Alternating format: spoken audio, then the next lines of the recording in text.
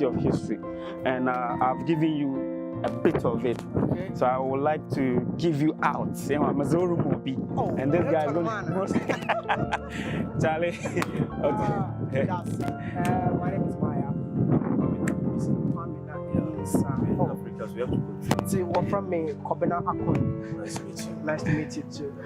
Okay, so we have a lot of people out there who really want to know the history about Elmina Castle, and he's telling me the guy that I need to meet. So over to you. Yeah, we are in Elmina Castle. Yeah, the Portuguese first arrived in 1471. When they came, they met the then king called Nana Mamana Ansa. Based upon agreements, he released this portion of land for them to put up a temporary structure. Actually, the main idea was that they wanted a place to settle and do their business in terms of gold, ivory, spice, and so on. All the rooms on the ground floor were storerooms. Later, the Portuguese changed the idea from goods to human trade. Therefore, the storerooms were being converted to dungeons where captives were kept and waiting for shipment. This castle is talking about 1,000 captives at a time, about 600 men and 400 women in every 3 months. At times, the number could be more. On the 29th of August 1637, the Dutch fought the Portuguese with the support from the locals.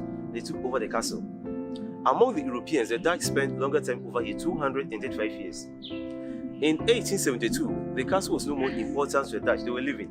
Therefore, the Dutch swapped. They went for land in Sumatra, Indonesia, and the English occupied over here. In this castle, only the Portuguese and the Dutch, they were here for the slavery activities. For the British, they escaped this castle. In 1948, this place was used as a police training school. That's why the metal bars were placed. So the policemen were going with the iron bars up and down for training, exercise. Later, they transferred them to Windy Bay, now called Winnie Bar. Okay. As it now, this very building is 537 years. This is the biggest and the oldest castle in the whole of West Africa. That doesn't mean that Elmina is the original name of this town. No. The frequent supply of gold the Portuguese were getting from here, they call this place the mines. Elmina. At times you hear Edna as a local name. Cape Coast. It's not also the name of this town. Okay. The right word is Al-Dia. In Arabic, it means harbor or port. Al-Dia, village. But the locals crossed the way to Edna. The original name of this place is Anomansa, which means inexhaustible water. Anomansaman. He was the founder of this town. And as you can see, there are 2 rooms over there. With the exception of those 2 rooms, about 600 men were spread out. They were kept in various rooms on the ground floor. The one with the skull, the crossbones, that's the condemned cell. Condemned cell. Yeah. The difficult male captives, those who tried to escape, like the freedom fighters, they were kept in, they were starved to death. No food, no water, till they died. None of them went in. They came back alive. That's why you have the symbol here. It's original symbol by the Dutch. These are just peepholes. They will look through to see whether those inside they are dead or not. And then when you are dead, they will just roll the dead body, tie them to stones, and throw them to the sea. For them to see. Yeah. The other one with the metal gates was for the soldiers who misbehaved. At one point, soldiers, I mean their own soldiers. Their own soldiers. What happened was that at one point, one of the Dutch governors, Governor Hogenbroek, was murdered in the town by the locals. So the soldiers were restricted about their movements. Those who went out without permission beyond their territory were detained in this room. Others were fighting among themselves. They were kept over there to be disciplined. Few hours, they were released. But even look at the holes in it. It's even well ventilated. Well ventilated. Yeah. A slave to them was like a commodity, an asset to them. They were not seen as humans. Yeah. And you know, one thing about African history, we have so many misconceptions about African history. Yeah. We need to tell our own story. There is this proverb. We say, until the lion has his historian, the hunter will always be hero. If we, the Africans, are not able to tell our own story from outside, there will be a time that the story will be twisted to tell us. This is why I brought what we call Africa to the world, for Africans to tell their own story. And I'm glad that you are actually telling this real story, what really happened in here. I would love us to take us around because I've seen the male dungeon. And, is there any female dungeon too? Yes, we are moved to the female dungeon. Okay. Then we go to the point of no return, where our ancestors were taken to different places. Okay. Very terrible. And sometimes people don't ask this question that because the Europeans were doing business, if their motive was to gain much profit, then they should take good care of them, rather than allowing them to die and so on. Is it wickedness? From my point of view, the supply of the captives were more. It wasn't in scarcity. They never mind, because if they die, they will still get some. And before the Europeans came, the Africans will have their own system of slavery.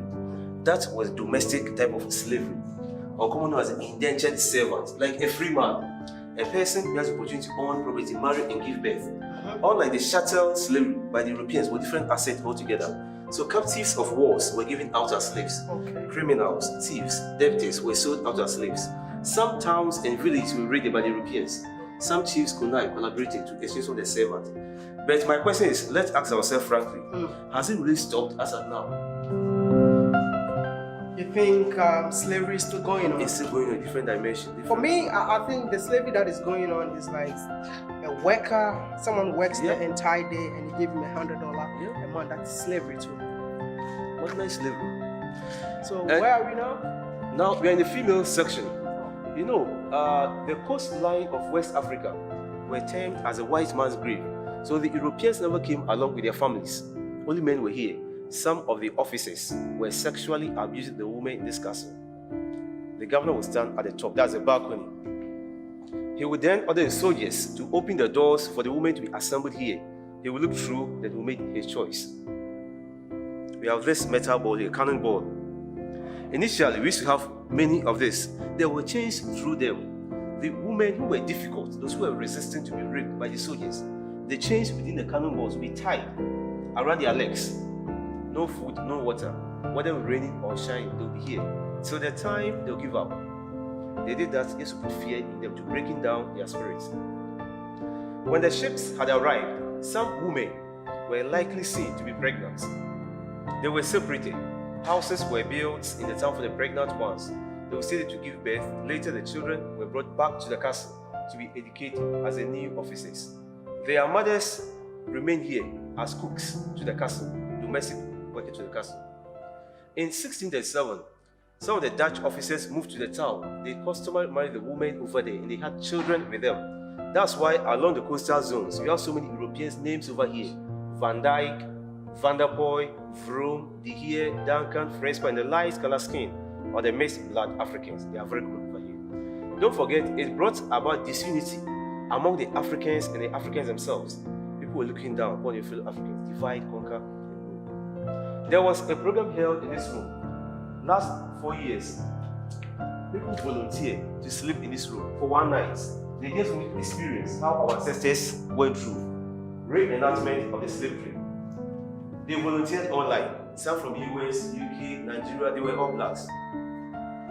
And because the captives were half naked, those who slept here for the program used these things to cover themselves to demonstrate with the chains around their house. But I don't think even those chains that they used to tie them looks like this. No, bigger ones. These are just small. This is sad. Over here too, about 130 women were kept here. Out of the number of captives that came here, only 1/3 of them survived in this castle. 3 out of 10 survived over here. Children were not counted as a person. They were just added to an adult and sold as one person.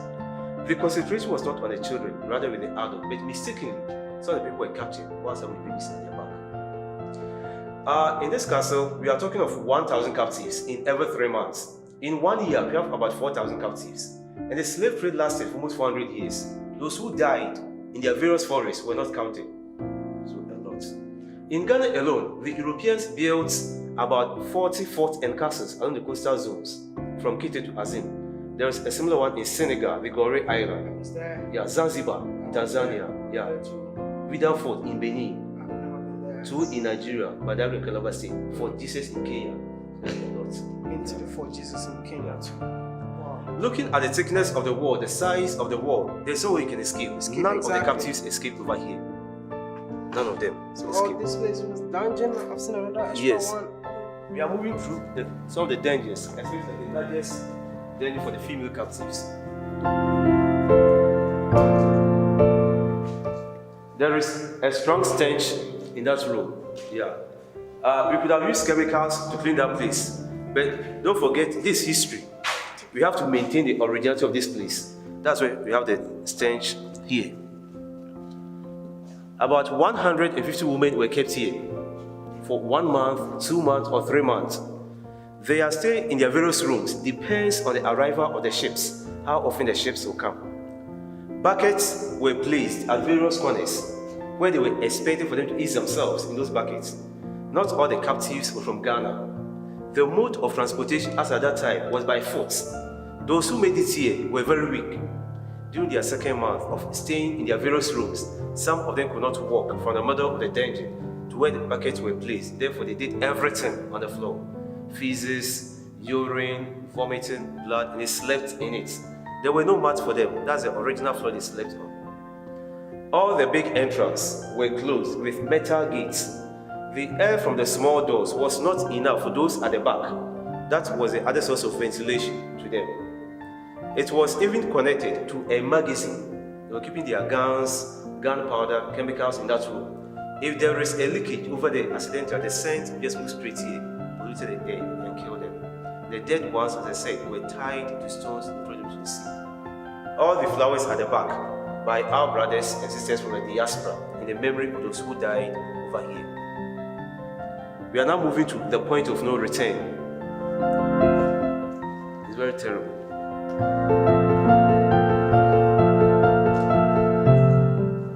don't think I'm gonna do these videos anymore because the more I do this kind of videos, the more I get more emotional. Yes, it is very, very emotional. Yeah. And you know, history defines who you are. Exactly. If you don't know your history, you don't know your identity. Exactly. Yeah. You're right. In order to keep the history book for the next generation, you'll be able to compile all the fact information, the book from for our younger ones, for them to know the history. Exactly.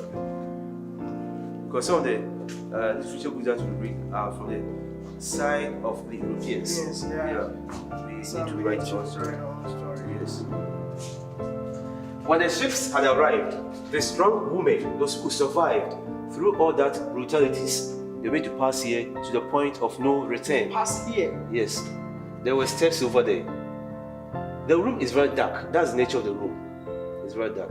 So once the male captives were using the main entrance, the women also passed through the side. You can just imagine somebody being kidnapped, captured from the hinterlands for the first time or seeing the ocean. The reaction that the person put on. Yeah, they were just struggling with them. Many of them died. So we are moving through the male dungeon, then to the point of no return. For the building aspect, it's in its original state. That's the original state. All the architectural design that you are seeing is much of the Dutch. That's the male slave dungeon. We just came from the female side. We are now moving through the male dungeon. In this particular room, about 150 to 200 men were kept over here. At the same time, a transit passage to the point of no return. The room at the back was just a storeroom for the branding equipment. Most of the captives were branded. Hot metals with the metal names, initials, were placed here on their forehead or at their back for identification. Many of them died after this. Yeah. Hot metal, like tattoo. Slave exits to waiting boats. One thing that people normally ask is, the initial idea of putting out this structure was for gold, ivory, spice, or gold. That was what they informed the chief. Yeah. Quickly they changed to human trade. So who knows that the initial idea could be a camouflage. Exactly. Say lying. When they still, yet we are still entertaining them. And due to the emotional aspect of the tone, at times we don't blend the tone with the white to avoid any embarrassment, any confusion. So it do happen. Yeah, because sometimes it's very, very emotional, especially to our brothers in the diaspora. So we are now moving to the point of no return. Yes, it's very dark here.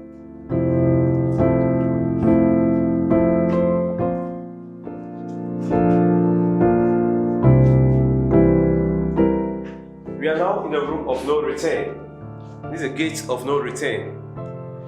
In this room, we normally have just 1 minute silence over here for those who died, lost their lives.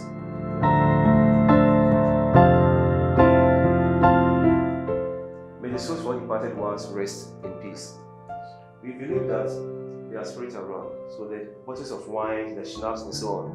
Sometimes the chiefs and the elders over here, they never come to perform some rituals, prayers, and so for the departed ones. All these flowers at the back by our brothers and sisters from the diaspora. Yeah, remember those who died. People never trace the ancestral roots to this place.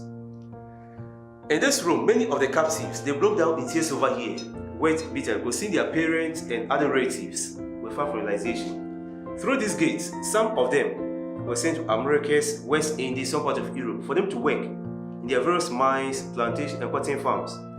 The gate was very wide. At the time of gold, ivory, spices, and so on, it was big.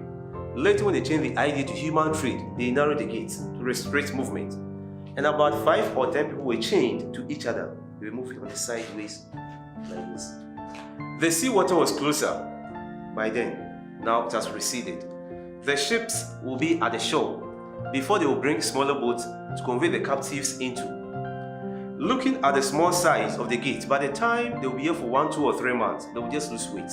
They can easily pass through. Even though they were fed, something small sustained them. Yeah. This is sad. Like this is the gate.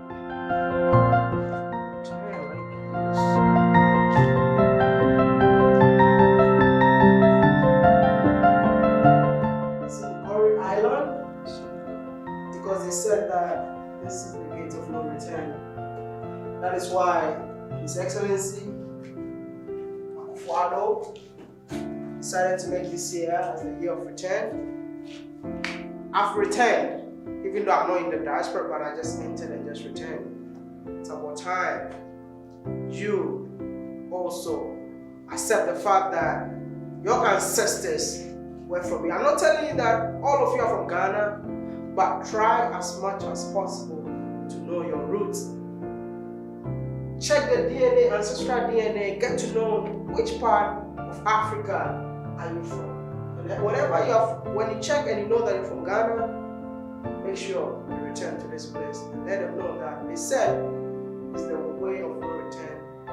But when you return, your ancestors will be happy that finally their great-great-grandson or their great-great-granddaughter finally returned to them. So what is the Ghana baby? And I think I'm not going to do more of this episode because every time I listen to this, I get sad, emotional, and then I get back home, I have to struggle to get my mood back again. And I'm going to see you in the next one. And thank you so much for taking us around. Really appreciate it. Nice for you to return. Thank you. Now it's a room of Return. So we have to return. Yes.